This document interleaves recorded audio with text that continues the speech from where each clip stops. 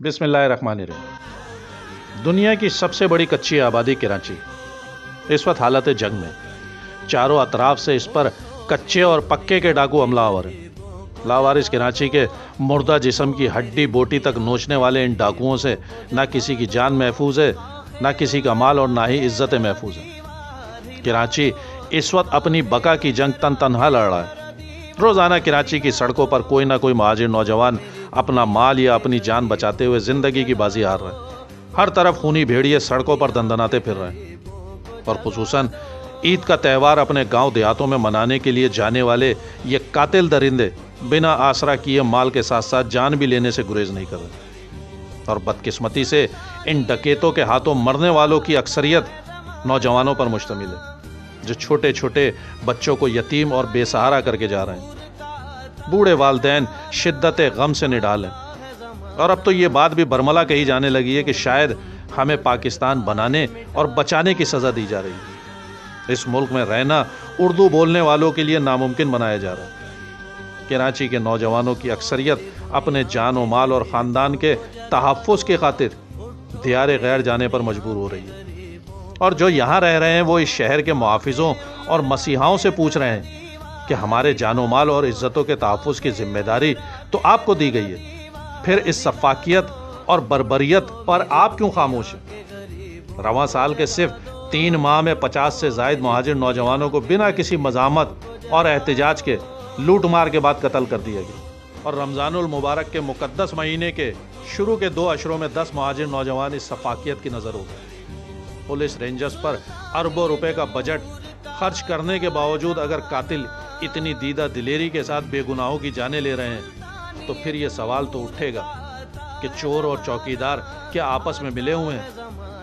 और जब ये बात की जाती है कि यहाँ ना डाकू मकामी है, ना पुलिस मकामी है, ना मुंसिफ मकामी और ना ही हुक्मरां मकामी है, तो कराची पर तासुब और लिसानियत का इल्ज़ाम लगा दिया जाता है।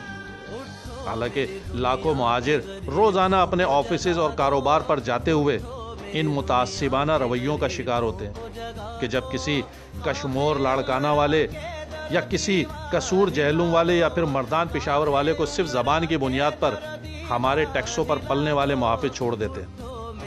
और कराची वाले तो अब इन रवैयों और लहजों के आदी हो चुके हैं।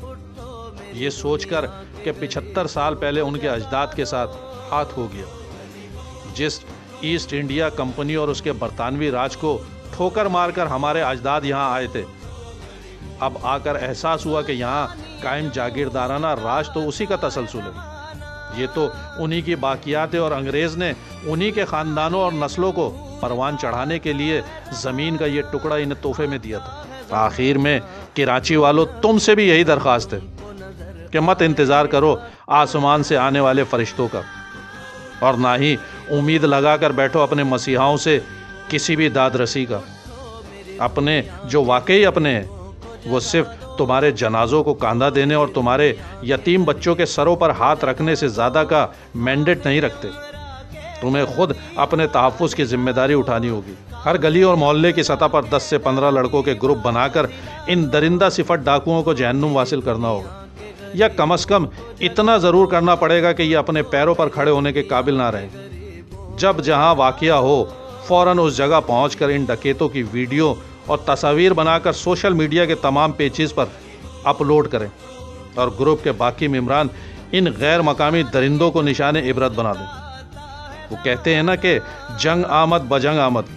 कराची वालों, एक बात याद रखना, अगर तुम अभी भी कबूतर की तरह मुंह मट्टी में छुपाकर इस खुशफहमी में मुब्तला रहे कि ख़तरा टल गया, तो याद रखना अगला निशाना तुम्हारी इज्जतें होंगी का अमली मुजाहरा तुम देख भी रहे हो। राह चलती बहन बेटियों के साथ की जाने वाली जिनसी दरिंदगी से बात अब आगे बढ़ चुकी है। सुरजानी टाउन में एक उर्दू स्पीकिंग बहन के साथ गैर मकामी कब्ज़ा माफिया का सलूक आंखें खोलने और फैसला करने के लिए काफ़ी है। अपनी ही ज़मीन पर कब्ज़े के ख़िलाफ़ आवाज़ उठाने वाली इस खातून को जो चिल्लाती रही कि मैं प्रेग्नेंट हूँ, मेरे बच्चे को नुकसान हो जाएगा, लेकिन मारने वाला सफ़ाक गैर मकामी लैंड ग्रैबर उस खातून पर ना सिर्फ तशद्दुद करता रहा बल्कि उसके हवारी कहके लगाते रहे। और 4 दिन गुजरने के बावजूद न सरकारी एहलकारों और ना ही کسی سیاسی رہنماؤں کی غیرت کو جلا لائے ہو۔ شاید ایسے ہی حالات اور واقعات کے لیے اظہر درانی کی بڑی خوبصورت غزل شاید کراچی کی ترجمانی کرتی ہو، وہ یہ کہ میرا نصیب ہوئی تلخیاں زمانے کی، میرا نصیب ہوئی تلخیاں زمانے کی، کسی نے خوب سزا دی مسکرانے کی۔ میرے خدا مجھے تاریخ کا حوصلہ ہو رہا، ضرورت آن پڑی ہے کشتیاں چلانے کی۔ اور ایک شعر جو حقیقتاً کراچی کی آواز ہے کہ میں دیکھتا ہوں ہر ایک صنف پنچھیوں کا ہجوم، میں دیکھتا ہوں ہر ایک صنف پنچھیوں کا ہجوم۔ مطلب اس شعر کے اندر غیر مقامیوں کے جھنڈ جو ٹرینوں اور بسوں میں بھر کر کراچی کا رخ کرتے ہیں، شاید یہ مصرع ان کے لیے زیادہ بہتر ہے۔ میں دیکھتا ہوں ہر ایک صنف پنچھیوں کا ہجوم، الہی خیر ہو سیاد کے گھرانے کی، اور شریک جرم نہ ہوتے تو مخبری کرتے، شریک جرم نہ ہوتے تو مخبری کرتے، انہیں خبر ہے ڈکیتوں کے ہر ٹھکانے۔